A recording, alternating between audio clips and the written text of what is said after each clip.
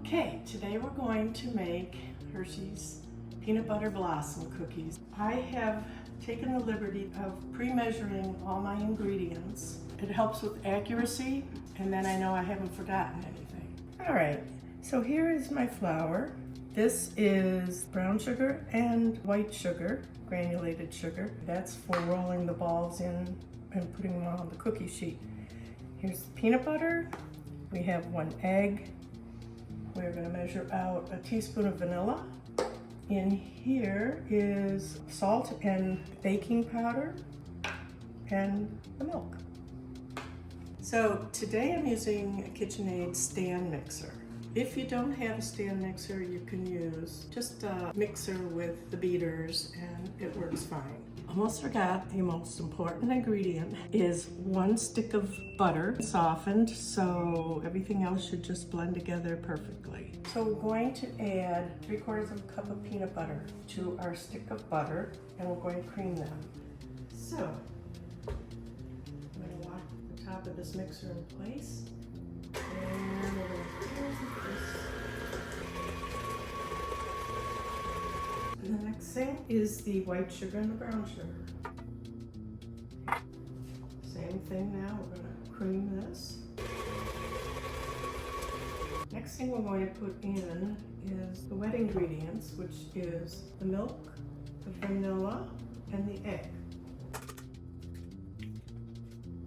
Measure a teaspoon of vanilla. I'm going to do the same thing now. Before I go any further, I'm going to scrape down the side of the bowl a little bit.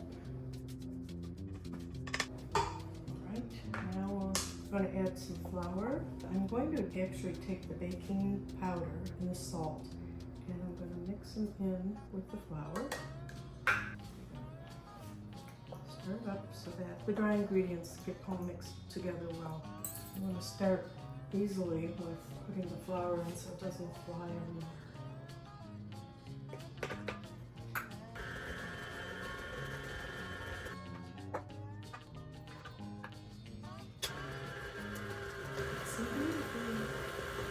Okay, I think we can maybe get all the rest of the flour in there at once.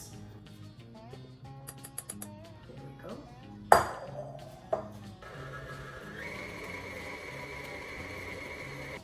Next thing to do is to take the beater off.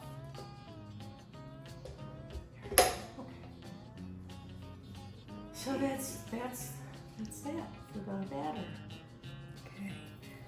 So we need to get all the batter off of the mixing paddle. So we have our dough. It is ready. I am going to cover it with some Saran Wrap and put it in the refrigerator for about an hour because I think that helps to make the little balls. Okay, so our dough has been chilled. I'm going to put the oven on now at 375 degrees Fahrenheit and proceed to make the balls for the cookies. So in this oven we do bake and start. And there it goes. Okay, so we're going to put parchment paper on our cookie sheets. Now we're going to make some balls. I'm going to use this little scoop. I think it's like 2 tablespoons. A tablespoon and a half, perhaps. Okay, so it helps to make them a little more uniform. They're supposed to be 1-inch balls. Oh, we just roll them around in the sugar. Just get them all coated. Yeah. I don't want them to be too close because I don't want them to stick to each other when they rise. So our cookies are formed into balls and they've been rolled in sugar. I believe the oven is ready. We're going to put them into the oven for about 10 minutes. I have cookies, they're staggered on 2 different racks, and about halfway through, about 5 minutes or so, I'm going to reverse the cookie sheets.